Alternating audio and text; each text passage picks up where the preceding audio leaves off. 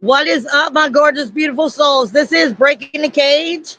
This is Breaking the Cage, like take 2, I swear. I'm going to be probably as raw. I'm going to be seriously freaking raw today. And I'm not at home. As you can see, like, I'm taking the shit world tour, okay? I'm sitting at one of my favorite spots. I'm going to show you it, and then I'm going to get into this, okay? I pre-record these shows, and I recorded it already. And Spirit was like, nice try. Now it's back to who you really are. Now, let me show you where I'm at. Okay? This is one of my favorite spots. It's the river. And I needed to be at the river today. I don't know if I'm pointing straight, but there's some ducks down there. And I needed to be at the river. I needed to hear the raging of the water and the ebb and the flow and all of it. Man, I am sitting on a freaking rock in the middle of it.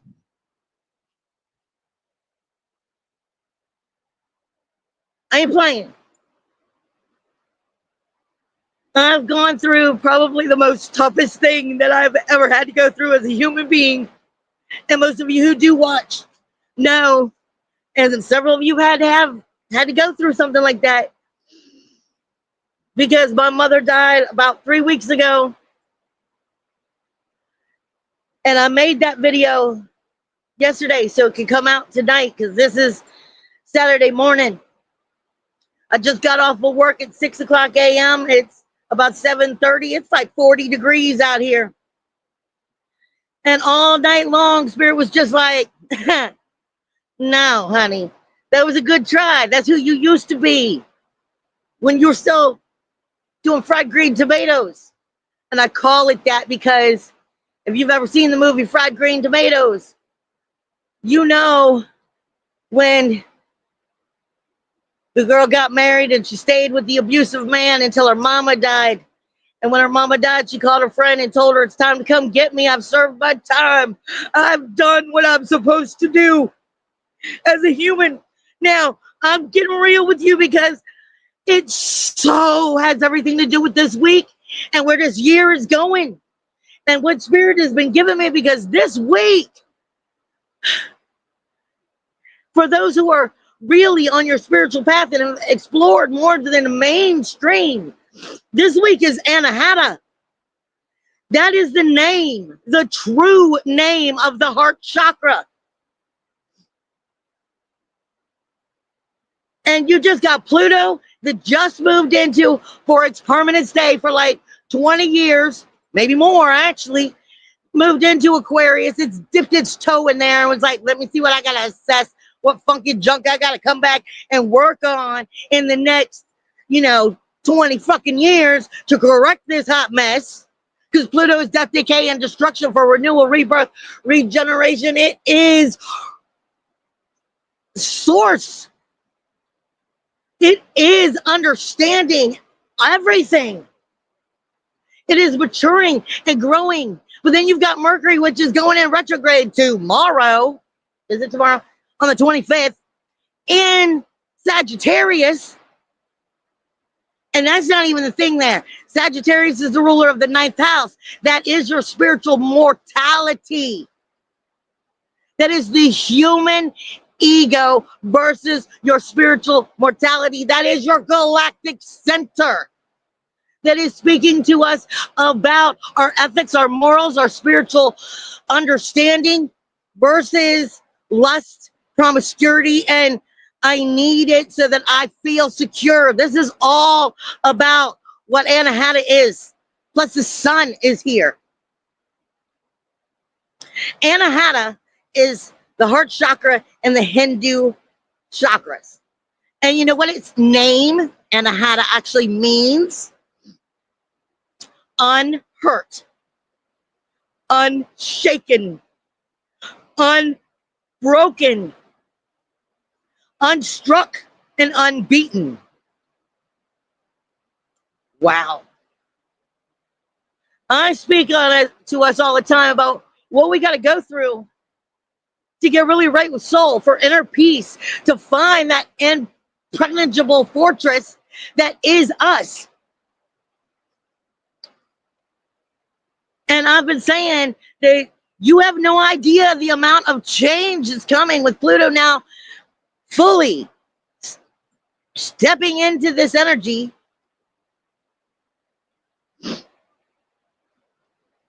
We are evaluating. Let me look it up. I got some notes I dragged down here. We are evaluating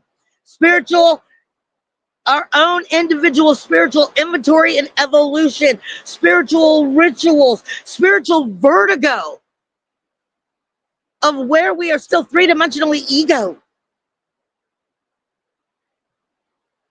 Our morals, our higher education, our higher understanding, our spiritual anything, our values, not just your ethics and your morals, but your fucking mortality. While you're still here in the three-dimensional world versus I am everything of sorts, and it was all part of me because I have that guiding seed. It was gifted to me the moment I took my first breath. So do you. But I started that video and it was like, no, honey, your mama's gone. Your mama is dead.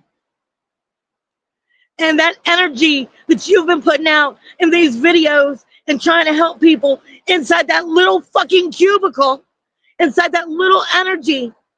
No, honey, it's not just me, it's all of us. Our energy is all of this. Your energy is that big. But we've got to work through this Mercury retrograde, because this week everything's questioning Mercury, and I'm going to try to get back to actually doing the astrology and showing you that. But everything is questioning Mercury and talking to Pluto, and Venus is getting bombarded in Capricorn. Now the Capricorn is, now that Pluto is gone. That's your sensitivity. That's how you feel secure or you don't. So what happens when you're unsure with your surroundings? What happens when you're unsure about your own faith and belief in yourself and your ability to create your own reality? Your insecurity versus truly finding that security within. I've been hit really hard, just like so many of you in your own ways. My mama died on the 2nd, and I realized I either got to move or I'm going to change my whole life. Either way, it's everything about change. Everything about what we're looking at for the next couple years is intrusive. But that's not necessarily bad. But right now, with Mercury going into retrograde, this is when we get in our subconscious thinking. We get in just talking to ourselves. This is why they tell you when Mercury goes retrograde, don't sign any leases. Don't, take any trips or anything. Read the dotted lines, because we get stuck in our own mind, in our own world, in our own head, and we're not looking outside of us. And when we do, unfortunately, the mirroring of the rot of what we think is normal, because we haven't truly healed and come back to our true source energy. We're still three-dimensional. We're still physical world, 3D, versus your ability to step into 6, 7, 8, 11D. This is a Jekyll and Hyde. Jekyll and Hyde, Mercury retrograde of everything that you are, you can be. And do you know it? Do you believe it? And will you allow yourself to be it? And then tell that outer world to piss off, because then you can create.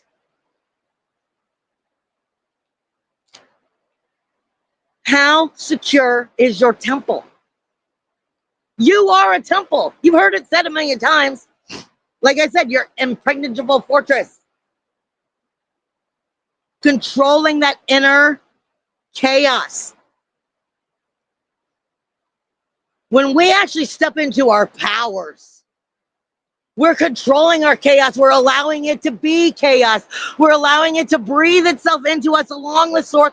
Know that we are all that is good, all that is bad, all that is love, all that is light. Rub the fucking skin raw and let the light shine through. But we get attached to attachments. Like I said, I've had it rough. I've had 2 weeks to decide, was I moving? Am I up changing my whole life? It doesn't matter. It's intrusive. Everything about my life right now is uncomfortable. And I feel infiltrated. I feel attacked. I feel sacked. I feel invaded. And it wouldn't have mattered where I move or where I stayed. It's not even that I really feel invaded. It's fucking attachment. Not just to mom, to my normal way of life, to change, to uncomfortability. If my new roommates are watching this, do not feel bad. You have done nothing wrong. I welcome you. I want to be excited by the change, but it is also such an overwhelming amount of energy. What was my life 6 weeks ago is obsolete. And that is what I'm trying to get through. The life you have lived, the world you have known, the you that you have known is obsolete. Because you are so much more than the chains of this human flesh and blood. Your attachment to the love, your attachment to the comfortability. We're told as we come into our spiritual reality, our spiritual growth, our spiritual growing, that you're not supposed to be attached to anything. The only thing that gets attached is ego. So all of those feelings, anything that is anything that is not of unconditional love, guess what? That's just another part of ego that you're not going to necessarily break because you are still three-dimensional. You are still in this physical world. But this isn't even an ego death.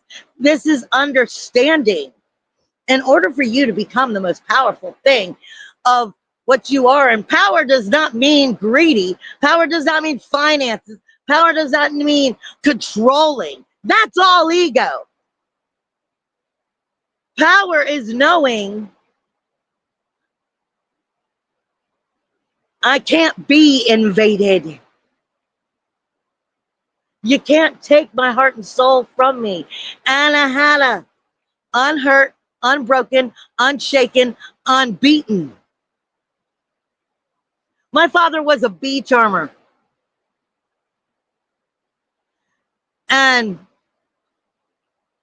people have heard or seen, people put like the outfit on, people go in for the people who are bee charmers, who actually go in and get the honey and reach their hand into the hive and pull the honey out that you buy at the store. But my father wasn't the type to put on the outfits.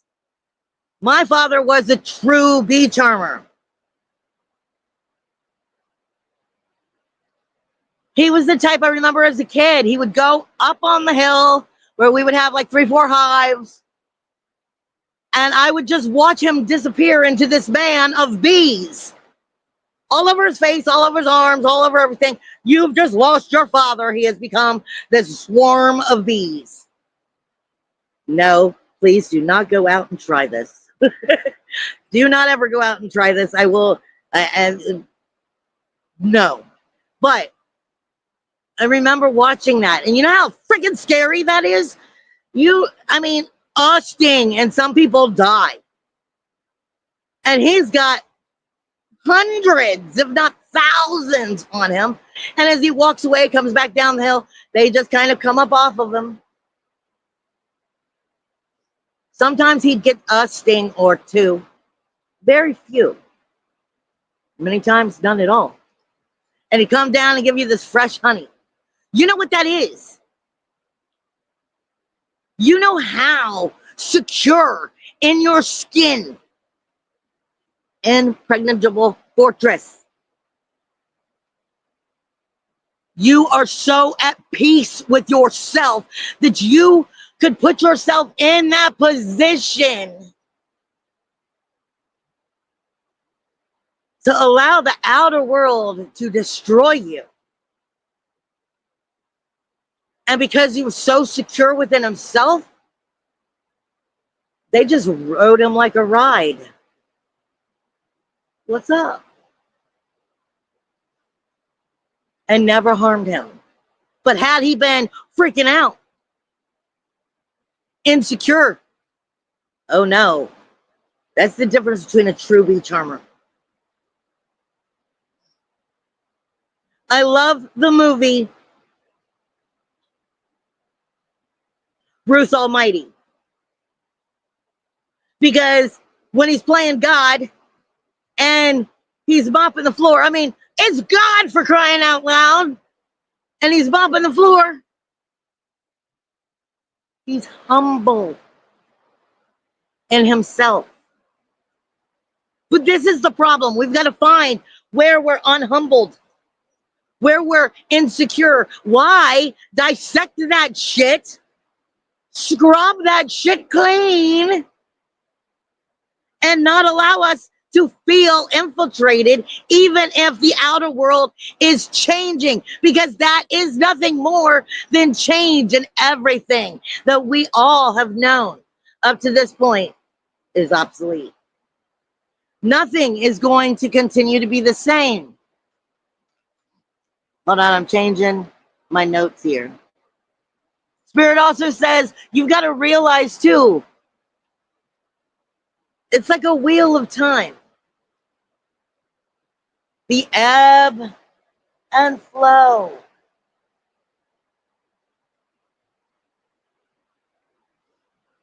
I'm the last person of my family line. My Aunt Carol came down to visit in case she's watching. And I want to make sure I say it right because I do not want to make it sound like I don't consider her family, because I do. She's married my mother's brother. But as far as my bloodline, my family, I'm alone in this three-dimensional world. And I know all of you are going to start going, no, honey, you're not alone. No, I know I'm not alone. But when you're the last one, oh, wow, how you start seeing things differently. And even though the three-dimensional world feels uncomfortable with this change, I'm trying my best to honestly welcome it, because I know this is going to bring me back to who I truly am and allow my energy to soar. I did what I was supposed to do. But on the higher dimensional planes, your ancestral lines, let me just tell you, I may be alone in the three-dimensional world for what was actually the blood of my family, but they have all showed me just in the last 48 hours that my ancestral line now stands behind me like a goddamn platoon. And not just of this dimension or this realm or this timeline, but all. Everything you are doing right now is securing and changing things in all timelines. You are brave because you wouldn't have been here if you wasn't. Not at this time, especially not if you were trying to be spiritual and grow and wake up to this bullshit that we're stuck going through. Hold on. I'm trying to read it. Trying to make sure I don't drop my paperwork. You've heard for all since 2020, people have been talking about war and whatnot. Pluto was last in Aquarius in 1778 through 1798, which was the American Revolution and the French War. But Spirit keeps sending me all the way back to Joan of Arc. You've heard me talk about it if you followed me for a long time. That was the 100-Year War, the Middle Ages. And that was when the North Node, because your North Node and your South Node are about to be in the energies of what that was. Whether it's a war or not, everything you knew is gone. It's obsolete. It has to be. How are you going to get back to a golden age if we continue to be attached and choose to be attached and identify with everything that's ego? See, this is the time. This is the time, especially right now during this week with Mercury retrograde beginning. The sun is moving in here to the galactic center, to your ethics, your morals, your spirituality, your lust, your promiscuity, what you lust for, not just sex. I lust for that money. I lust for that position. I lust for that lifestyle. I lust for this kind of change. All of that is ego and the lower perspectives versus source and higher self, God, creator, however you want to see it, already knows time is endless. You are endless. It's just your fear of change and something new. With Pluto coming into this age in Aquarius, it is the age of Aquarius, but in order to truly get the idea of what age of Aquarius is, everything that's destructive has to come to an end. So it has to be brought to the light. I've only been saying this for like 7 freaking years. But you're about to see stuff that you just, even the people who know about a lot are still going to be floored. It's ultimately the Tower and the Death Guard together. The Tower, the Devil, and the Death Guard all together is what we're getting hit with. Bam, bam, bam, bam. Anahata, you must reclaim and take responsibility for all of the energy that is you. And that doesn't mean ego death. That doesn't mean feeling bad or putting yourself down, or that just means learning from the past, learning from the situation, allowing yourself to feel it. This is an experience. But what are you identifying with is what you will continue to experience. It is a human experience, so therefore you're always going to come back to ego in some form, no matter how clean you get. Venus is being bombarded. Venus is your sensitivity. And I say it all the time, Venus is not love. Venus is your sensitivity. She tells you what's good and why it's good. She tells you what hurts and why it hurts. She shows you who betrayed you, who lied to you, who left you behind. And she shows you what makes you feel good and why and how to charm your way into getting more of it. She also is the ruler of the second house, which is Taurus, where Uranus is, but it is speaking directly to your self-worth, self-value, and self-esteem.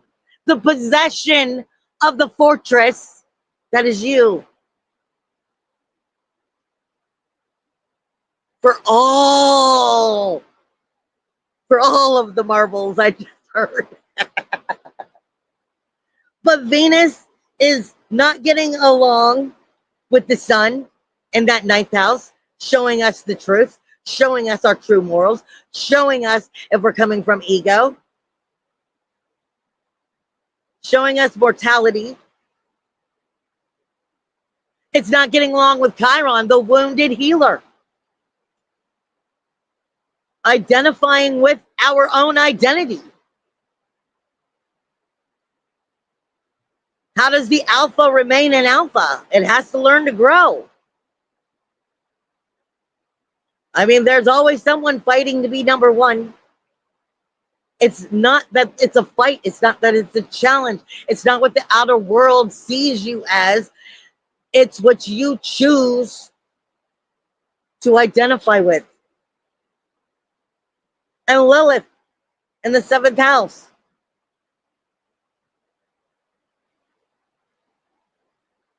What is your relationship with yourself? Then what is the relationship exterior? Because everything outside of you is nothing more than that mocking of what really is going on inside.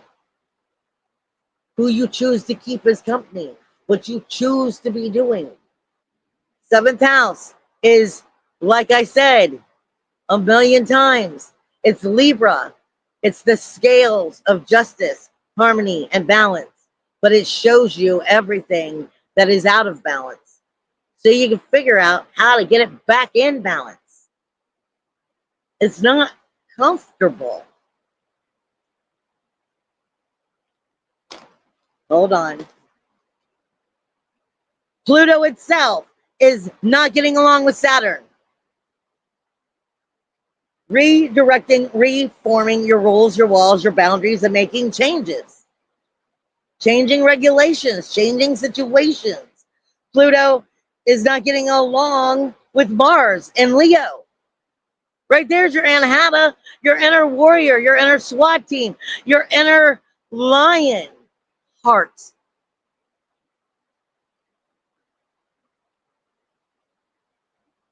Fire on fire. It is getting along great with the sun, though. Meaning, I'm making you make this change. Pluto, unlike Mars, because Pluto would be like Mars's boss. Pluto's going to kick down the door and don't give a shit. We're making these changes. We want the humanitarian. We want the age of Aquarius, but it's going to force the bad things out. And then it's going to explore and try new things. AI is going to advance like nobody's business. Everything futuristic is about to go into overdrive. And that's supposed to help free you up to be you, not to be a slave to society. But in order for us to get out of that crappy attitude and that crappy work ethic, we've got to figure out who and what we are and what we want and how we're going to be it.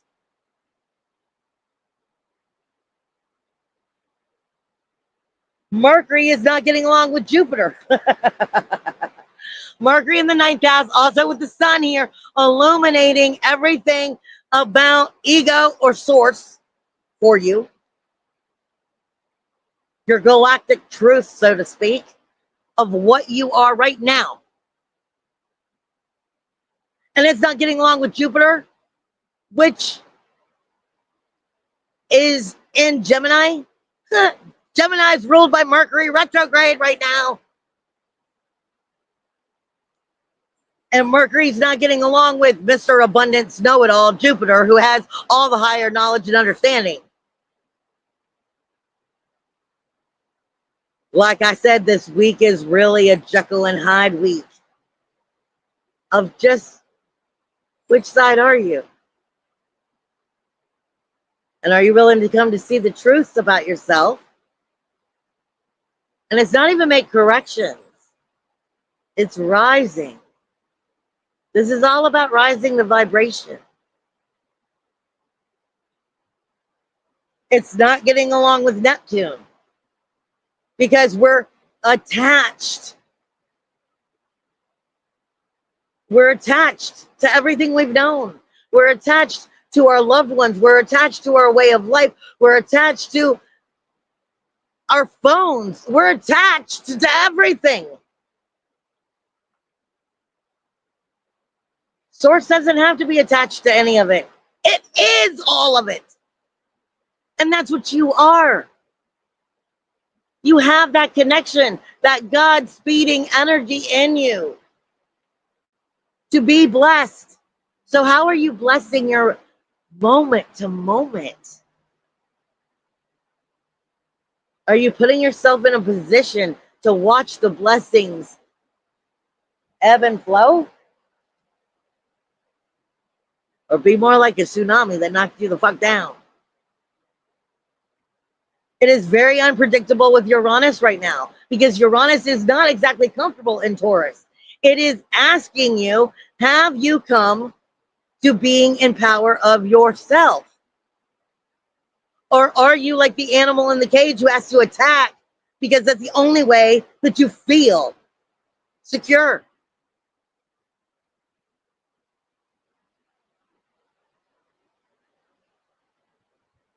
But it is getting along with Chiron, the wounded healer. It's depending on if we're going to be in our pity party or are we going to choose to allow ourselves to feel what we feel, even though all of that is ego. But know that we are so much more than that moment of energy. We are so much more than we could ever imagine. And keep growing and keep changing and bringing the love in instead of identifying with everything that makes us uncomfortable and insecure, inferior.